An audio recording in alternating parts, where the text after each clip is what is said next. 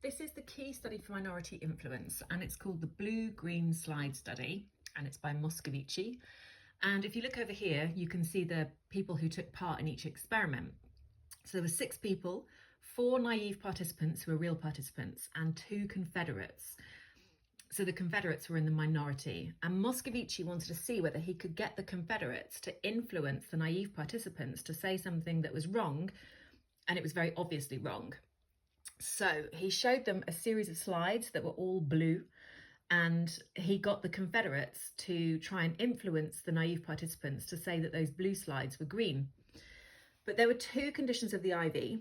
Condition 1 was called the consistent minority, and that's where the Confederates said those blue slides were green 100% of the time. The second condition of the IV was the inconsistent minority, and that's where the Confederates said the slides were green 2/3 of the time.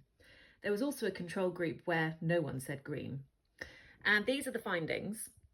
The consistent minority managed to persuade the naive participants to say the slides were green 8% of the time, which might not sound very much, but if you look at it compared to the inconsistent minority, which was less than 1%, and if you look at the control group, which was also less than 1%, then we can see that the minority did manage to persuade the majority significantly more.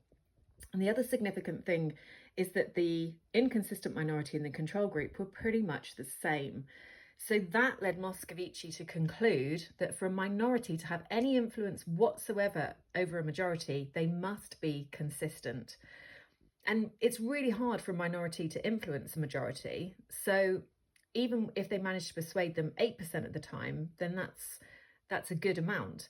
But you can only do it, according to Moscovici, if you are consistent with the message that you're putting across. So you can read all about Moscovici's blue-green slide study and all of the evaluations for minority influence in my book. It's called Oxford Revised Psychology. You can buy it online. It's a real bargain at the moment as well.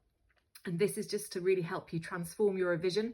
It makes it really easy. So when you look inside, you can see that everything is like condensed into one page. You've got all of the AO1 material on the left and all of the AO3 material on the right hand side. So it's really like no waffle, and it gets straight to the point. So there's loads of practice questions and retrieval questions. So transform your revision, make it easy.